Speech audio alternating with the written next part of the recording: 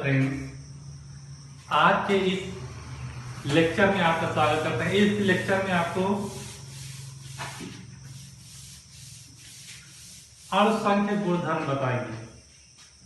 जो विलयन के अणुसंख्य गुणधर्म होते हैं वो क्या होते हैं, उसमें जो कमी आती है, वाष्प दाब में कमी, अवनमन जो होता है उसको भी बताएंगे।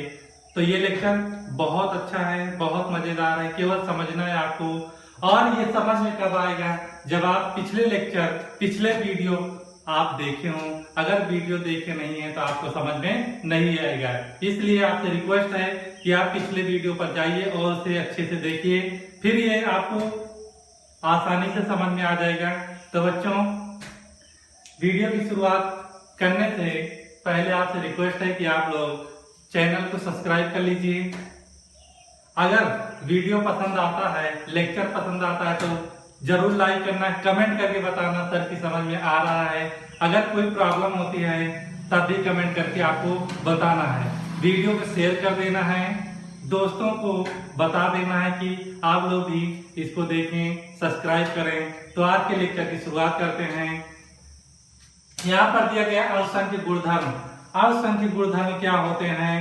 यहाँ पर कोई विलयन लिया जाएगा और विलयन में विलायक और विलेय दोनों के अणु होंगे। ध्यान से देखिएगा। मान लेते हैं यहाँ पर हमने एक विलयन लिया, ये विलयन है,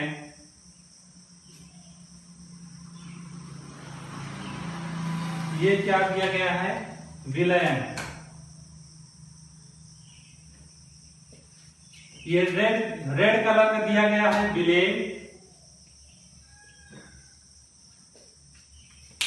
और यहां पर ब्लू कलर में जो दिया गया है विलायक।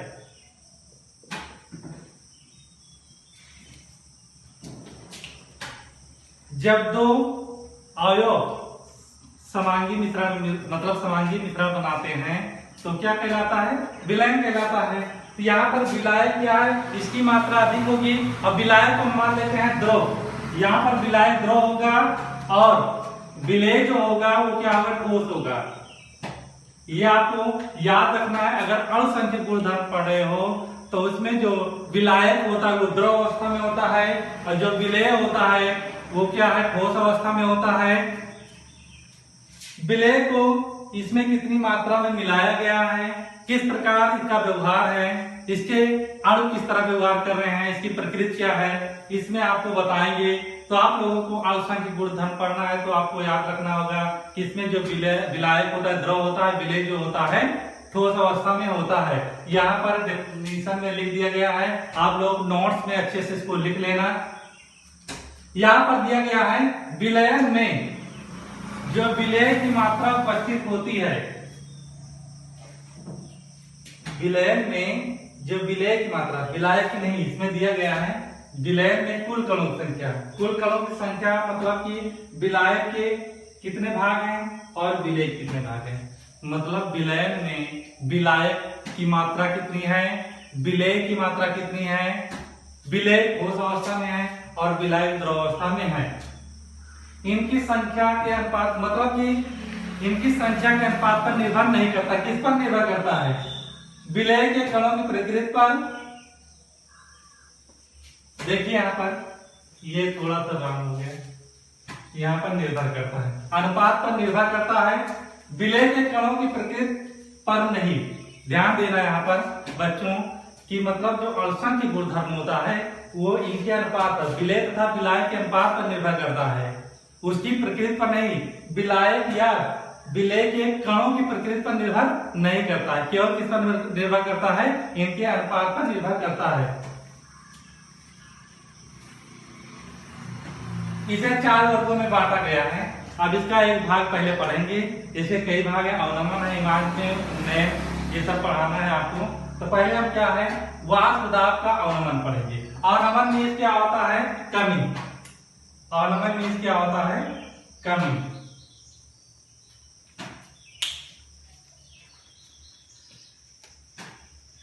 अब यहाँ पर देखिए वाष्प दाब का अवनमन क्या होता है। इसको ध्यान से देखना, आपको अच्छे से समझ में आ जाएगा कि वाष्प दाब का अवनमन क्या होता है। देखिए यहाँ पर हम फिगर ड्रॉ करेंगे और आप लोग समझिए। मान लेते हैं यहाँ पर ये विलायक लिया गया है, शुद्ध विलायक। ध्यान दीजिए, जब विलायक की बात करेंगे तो केवल उसमें एक ही प्रकार का पदार्थ होगा। वो किस अवस्था में लिया जाएगा? द्रव अवस्था में। तो यहां पर क्या है? शुद्ध विलायक लिखेंगे, शुद्ध विलायक। ये शुद्ध विलायक है।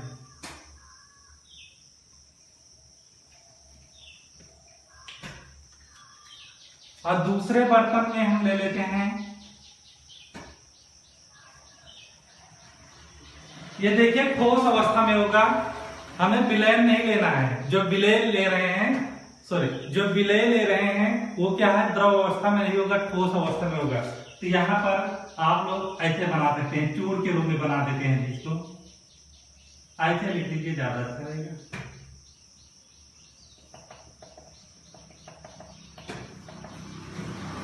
यहां पर लिख देना ठोस विलय, यहां पर लिखना है ठोस विलय, जिससे आपको पता हो विलय किस प्रावस्था में, किस अवस्था में है? ठोस अवस्था में है। यहाँ पर विलायक जो है, शुद्ध विलायक जो है वो क्या है? द्रव अवस्था में, ये ठोस अवस्था में है। इसको मान लेते हैं ये क्या है? एक प्रकार का जल है। और इसको क्या मान लेते हैं? नमक।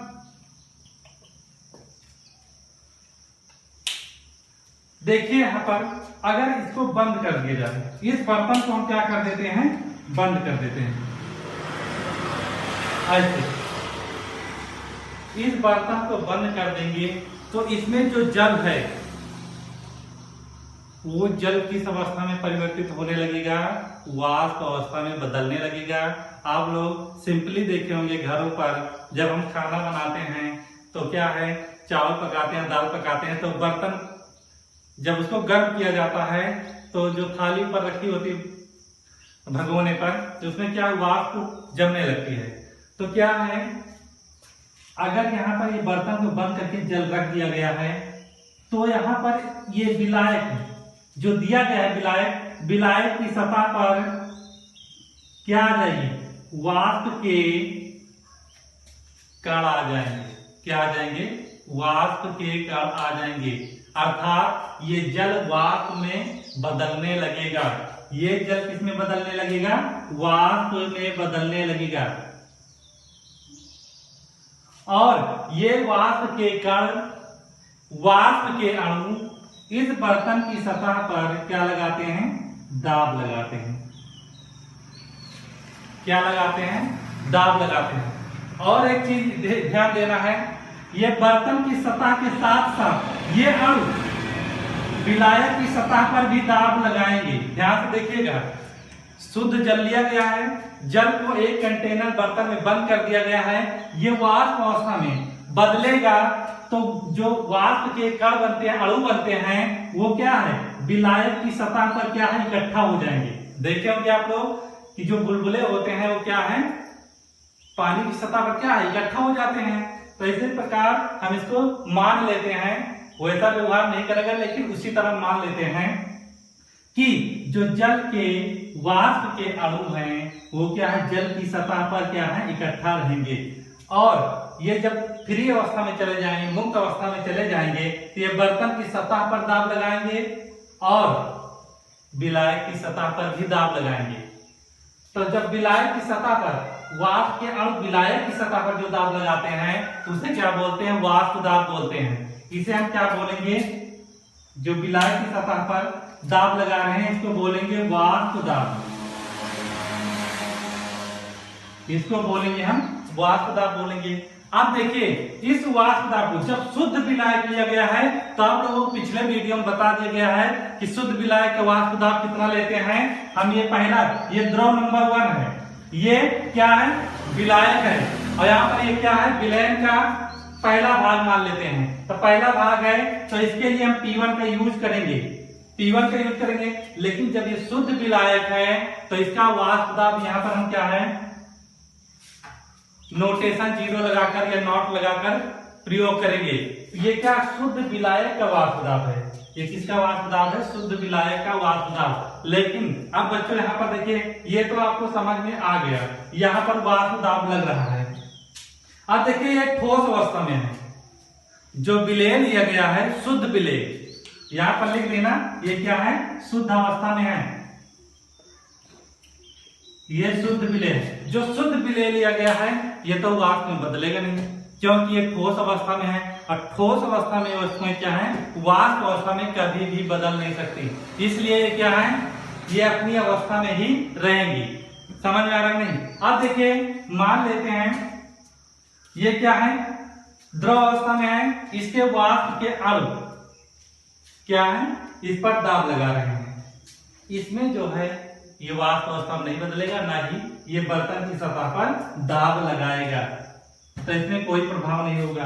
अब देखिए इन दोनों को मिलाएंगे, जब जो शुद्ध विलायक है और विलेय जो नमक है, इन दोनों को आपस में घोल देते हैं, तो यहाँ पर हम विलयन बनाएंगे। जब इनको अलग अलग रखा गया, जब इनको अलग अलग रखा गया तो क्या है, ये शुद्ध अवस्था में है और इनका वाष्प दाब अलग अलग होगा। लेकिन जब इनको मिला देंगे, दो पदार्थों को या दो से अधिक पदार्थों को मिला दिया जाता है और वो अच्छी तरह से घुल जाते हैं, मिल जाते हैं, तो समांगी मिश्रण बनता है और वही क्या है, विलयन भी कहलाता है। अब यहाँ पर देखिए ये क्या है,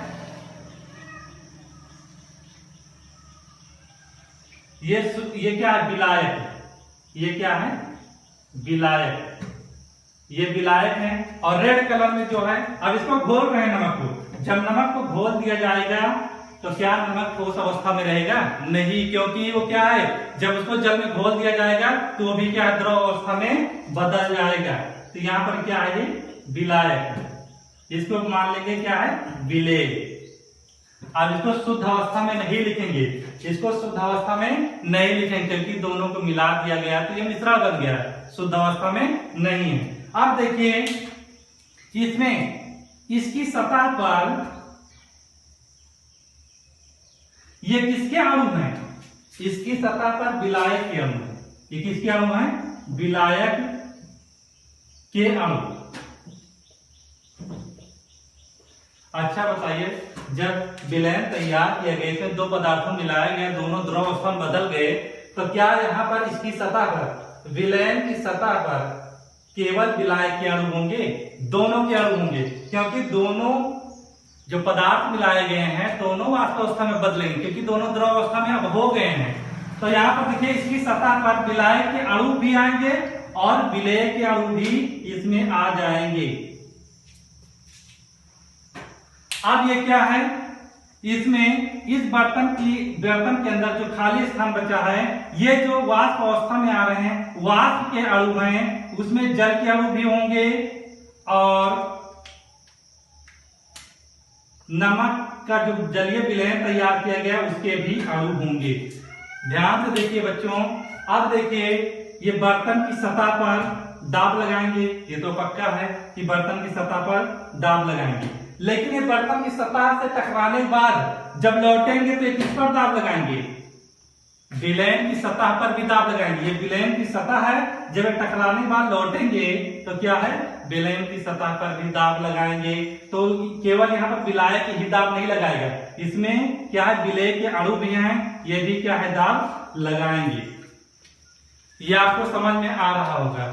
लेकिन इसमें एक चीज और ध्यान देना कि यहाँ पर हम केवल किसका लेते हैं, विलायक के अणु का प्रयोग ही करेंगे, क्योंकि इसमें आपको केवल जो ठोस अवस्था में अणु हैं उनको नहीं दिखाना है, केवल किसको दिखाएंगे हम यहाँ पर केवल दिखाएंगे विलायक के अणुओं को, विलेय के अणुओं को नहीं दिखाएंगे।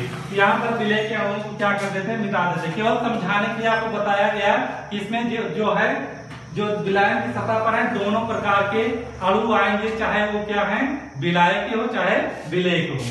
तो इसको हम क्या कर देते हैं, इरेज कर देते हैं। अब देखिए यहाँ पर हमें विलायक से ही समझना है, ध्यान दीजिए। अब बताइए, जब इसमें शुद्ध विलायक था, ये वाष्प अवस्था में बदल रहा है और इसके वाष्प के अणु जल पर अधिक दाब लगाएंगे कि जब विलयन है, दो प्रकार के पदार्थ मिले हैं, तो उसमें जो विलायक के अणु हैं वो अधिकतम दाब लगाएंगे। अब आप लोग सोच कर बताएं कि कौन दाब लगाएगा। आप लोगों को देखने के बाद ही क्लियर हो गया होगा कि देखिए यहाँ पर विलयन की सतह पर विलायक के अणु के साथ साथ विलय के अणु भी हैं, तो क्या इसमें वाष्प अधिक बनेगी कि इसमें अधिक वाष्प बनेगी? आपको देखकर ही क्लियर हो रहा होगा कि सबसे ज्यादा वाष्प इसमें बनेगी। क्यों?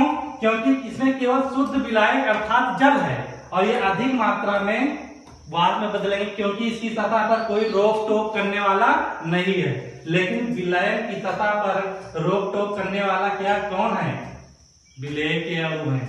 ये विलय के अणु विलायक के अणु को कम मात्रा में वाष्प में बदलने देते हैं। अब देखिए जो विलयन का वाष्प दाब आएगा वो कितना होगा? मान लेते हैं विलयन का वाष्प दाब, इसको हम मान लेते हैं विलयन का वाष्प दाब क्या है? P1। इसको इरेज कर देते हैं। विलयन का वाष्प दाब कितना मान लेते हैं? P1 है। इसमें ही आपको समझना है, कुछ भी नहीं है, एकदम लस्सी है, एकदम हलवा है। समझ में आ गया होगा आपको कि इसमें देखिए जब शुद्ध जल है तो कोई रोक टोक करने वाला नहीं है। इसमें सीधा क्या वाष्प में बदलेगा और टकराने बाद विलायक की सतह पर दाब लगाएगा और उसी को क्या बोलते हैं? वाष्प दाब बोलते हैं। इसी प्रकार ये तो ठोस अवस्था में कोई दाब नहीं अप्लाई करेगा, लेकिन जब विलय तैयार किया जाए दोनों को मिलाकर तो उसमें क्या उसकी सतह पर विलायक के अणु के साथ साथ विलयन के अणु भी क्या ऊपर आ जाएंगे और विलायक के अणु क्या है? फ्री हो जाएंगे और बर्तन में जो खाली स्थान पड़ा है उसको चले जाएंगे और बर्तन की सतह टकराने के बाद कहाँ दाब लगाएंगे? ये दाब लगाएंगे विलयन की सतह पर। जब विलयन की सतह पर दाब लगाएंगे तो इनका दाब कम होगा, क्योंकि इसमें कम मात्रा में वाष्प के अणु बन रहे हैं। वाष्प के अणु सबसे ज्यादा किसमें बन रहे हैं? विलायक में, शुद्ध विलायक में। मान लेते हैं इसका वाष्प दाब कितना है? P1 नॉट है, तो इसका वाष्प दाब कितना हो जाएगा? हम मान लेते हैं कितना है? P1। विलयन का वाष्प दाब P1 मान लेते हैं। बच्चों ध्यान से देखकर बताइए, यहाँ पर जो कंडीशन बताई गई उसमें P1 नॉट अधिक है कि P1 अधिक है? इसमें आपको देखकर पता होगा कि कौन सा दाब अधिकतम है। इसमें आपको देखकर पता होगा कौन सा अधिकतम दाब है? ये वाला दाब। इसमें अधिक वाष्प के अणु बन रहे हैं, यहाँ पर ये आ जाएगा। तो बच्चों इसमें जो लिखा गया है बढ़िया से इसको नोट्स में लिख लेना। आप इसको जब पढ़ेंगे तो आपको क्या हो जाएगा? अच्छे से समझ में आ जाएगा। अब इसका वाष्प दाब क्या है? कम होगा, इसका वाष्प दाब अधिक। इसमें सब लिखा गया है, तो आप लोग देख लेना और अच्छे से इसको समझ लेना। अब देखिए इसके कुछ मतलब फैक्ट्स हैं जो मतलब कि आपको मतलब न्यूमेरिकल टाइप हैं। आपको इसके सूत्र जो हैं उसको भी बता देते हैं। इसको आप लोग इसको ड्रॉ कर लेना और इसको आप लोग क्या है अच्छे से बना लेना। इसको नोट कर लीजिएगा। अब इसके आगे चलते हैं। यहाँ पर देखिए जो देखिए यहाँ पर ध्यान से मान लेते हैं, यहाँ पर देखिए जब विलयन बनाया गया, बस थोड़ा सा और समझ लीजिए। जब विलयन बनाया गया तो इसमें विलायक के कुछ भाग होंगे, कुछ विलय के भाग होंगे, क्योंकि दोनों मिला हुआ है। विलायक के भाग को हम क्या कहेंगे? X1, और जो विलय है उसके भाग को हम कहेंगे X2। तो यहां पर लिख देंगे विलय का मोलन, विलय का मोलन।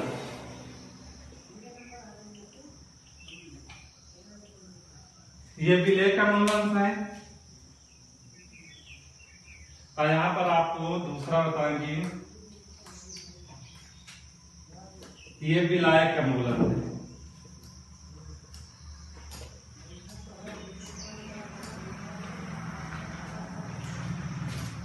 X1 को अभी मान लेते हैं विलायक का मोल अंश और X2 को मान लेते हैं विलय का मोल अंश। देखिए यहाँ पर इसमें विलयन में जो वाष्प दाब लग रहा है, विलयन में वाष्प दाब किसके कारण लग रहा है? विलय के अणु के कारण, विलायक के अणु के कारण। तो आपको यहाँ पर दिख रहा है ब्लू कलर में दिया गया, नीले कलर में किसका, ये किसके वाष्प के अणु हैं, ये केवल विलायक के हैं। तो विलायक के अणु ही तो दाब लगा रहे हैं विलयन पर। तो यहाँ पर जो दाब लग रहा है किनके अणुओं के कारण लग रहा है, विलायक के अणुओं के कारण। तो दाब किस पर निर्भर करेगा, X1 पर, क्योंकि विलायक के अणु ही दाब लगा रहे हैं विलयन की सतह पर। तो जो दाब लग रहा है किसके कारण लग रहा है, विलायक के अणुओं के कारण। तो विलायक का मोल अंश कितना दिया गया, X1। तो यहाँ पर लिखेंगे, आपको जस्ट इसके नीचे लिखना है, फिगर को आप लोग साइड में बना लेना कहीं। तो यहाँ पर लिखेंगे, इसको यहाँ कर दे रहे हैं लेकिन आप लोगों को नीचे ही लिखना है। यहाँ पर लिखेंगे P1 प्रोपोर्शनल X1। जो विलयन में उसका वाष्प दाब है वो क्या है, विलायक के अणुओं पर निर्भर करेगा। या इसको हम ऐसे भी लिख सकते हैं, P1 equal to P1 not X1। ये क्या है, शुद्ध विलायक का वाष्प दाब है। ये क्या दिया गया है, शुद्ध विलायक का वाष्प दाब। अब इसको हम क्या करते हैं, इसको और आगे हल करते हैं। यहां पर देखिए, ध्यान से देखना है, आपको मजा आएगा। देखिए आपको निकालना क्या है, वाष्प दाब में अवनमन, अवनमन मीन्स होता है कमी। तो वाष्प दाब में जो कमी निकालेंगे वो कैसे निकालेंगे, यहां पर देखिए लिखेंगे वाष्प दाब में कमी,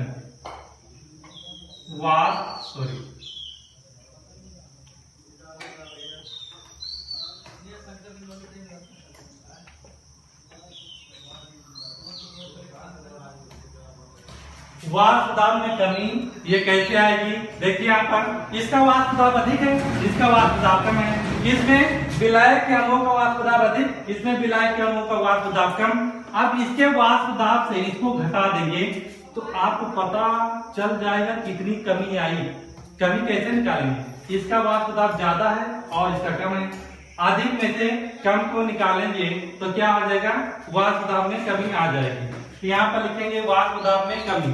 तो यहाँ पर क्या होगा, इसका वाष्प दाब क्या है, अधिकतम है। यहाँ पर लिखेंगे P1 नॉट माइनस P1। आप देखिए P1 नॉट माइनस P1 का मान कितना दिया गया है, P1 का मान दिया गया है यहाँ पर P1 नॉट X1। अब देखिए इसमें से हम क्या कॉमन कर सकते हैं, देखिए वाष्प दाब में कमी निकालना बच्चों, तो इसका वाष्प दाब अधिक है, इसका कम है। इसमें से इसको घटा देंगे तो पता लग जाएगा इसका अवनमन कितना हुआ, अर्थात विलय, ठोस अवस्था में जो विलय मिलाने पर इसके वाष्प दाब में कमी कितनी आई। अब देखिए यहाँ पर आपको निकालना क्या, P1 को कॉमन कर लेते हैं, निकाल लेते हैं 1 माइनस X1। अब यहाँ पर साइड में लिखना है, क्योंकि विलयन के वाष्प दाब, विलयन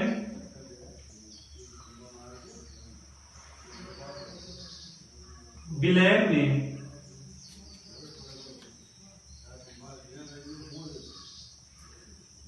अवयवों के कुल मोल क्या है, दोनों मोलों को जोड़ लेंगे। देखिए इसके कितने मोल हैं, जो वाष्प विलय में जो दो पदार्थ हैं, एक पदार्थ का मोल अंश कितना दिया गया है X1 और दूसरे का कितना दिया गया है X2, दोनों को जोड़ते हैं तो क्या आता है 1। आपको मोल अंश जब पढ़ाया गया उसमें बताया गया है कि विलय में जितने भी घटक होते हैं उनको, उनके मोल अंशों को अगर जोड़ा जाए, चाहे 2 घटक, चाहे 3 घटक, चाहे n घटक, सबको जोड़ा जाएगा तो उसका मान हमेशा क्या आएगा, 100% अर्थात 1 आएगा। तो यहाँ पर देखिए 1 माइनस x का मान निकालना है, तो x2 बराबर यहाँ पर क्या लिख देंगे 1 माइनस x1। अब देखिए यहाँ पर x2, यहाँ पर 1 माइनस x1 के स्थान पर, ये इसके स्थान पर x2 लाकर हम रख देते हैं तो ये क्या हो जाएगा P1 नॉट x2। और इसको हम किससे शो करेंगे, देखिए ये परिवर्तन हो रहा है, कोई भी परिवर्तन होता है तो हम क्या है डेल लगा देते हैं। कैसे, यहाँ पर ध्यान दीजिए, जैसे x1 से x2 घटाया जाए तो इसको हम क्या करेंगे डेल x लिख देते हैं। P1 से P2 घटाया जाए तो इसको क्या लिख देते हैं, डेल P लिख देते हैं। इसी प्रकार अगर हम P1 नॉट से P1 को घटाएंगे तो यहाँ पर हम क्या लिख देंगे डेल P। ये क्या है, वाष्प दाब में अवनमन कमी, वाष्प दाब में अवनमन या कमी, डेल्टा P। यहाँ पर या करके लिखेंगे, इसको लाएंगे नीचे तो delta P upon P1 not बराबर F2।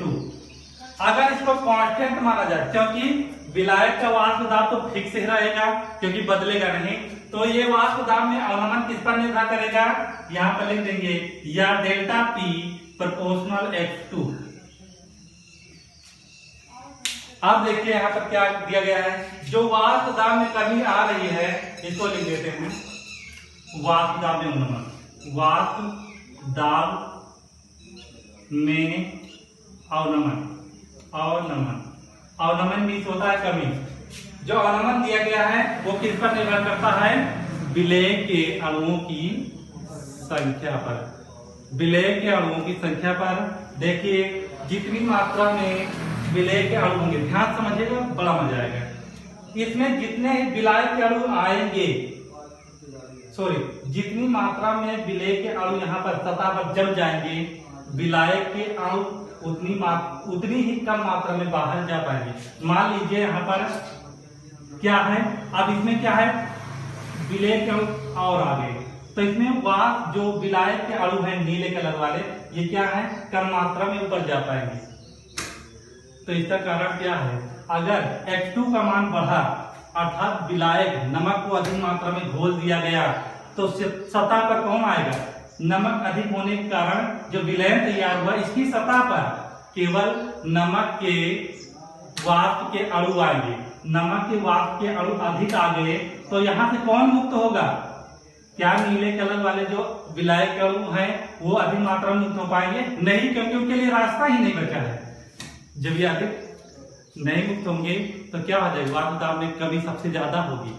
जब यहाँ से अणु फ्री ही नहीं होंगे, एक दो अणु जाएंगे तो दाब कम हो जाएगा, अर्थात विलेय की मात्रा बढ़ा दें तो वाष्प दाब में बहुत कमी आ जाएगी, अधिकतम कमी आ जाएगी। ठीक है, यहाँ पर लिख देंगे एक लाइन, अतः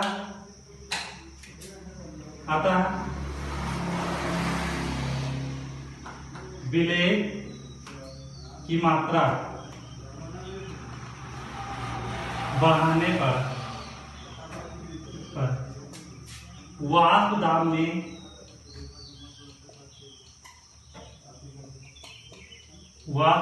कमी आ जाती है, यहां पर दिया गया है अगर विलेय की मात्रा बढ़ा दी जाए तो इस सतह पर विलेय के अणु अधिकतम आएंगे और विलायक के अणु कम मात्रा में फ्री हो पाएंगे और वाष्प दाब में कमी और आ जाएगी और अवनमन अर्थात वाष्प दाब में अवनमन कितना हो जाएगा, बहुत कम हो जाएगा। तो आप लोग फिगर को ड्रॉ कर लेना। इससे पहले जो फिगर बनाया गया था उसको ड्रॉ करना, यहाँ पर जो रेड कलर में अधिक दिखाती है इसको नहीं बनाना, केवल समझने के लिए बताया गया है। तो इसको आप लोग अच्छे से लिख लीजिए, नोट्स कर लीजिएगा। आशा करता हूँ ये वीडियो आपको पसंद आया होगा। आप लोग चैनल को सब्सक्राइब कर लीजिए जिससे आपको मेरे वीडियो टाइम से मिलते रहें। बेल आइकन को प्रेस कर देना और उसमें ऑल जो दिया गया है उसको क्या है, क्लिक कर देना। जय हिंद।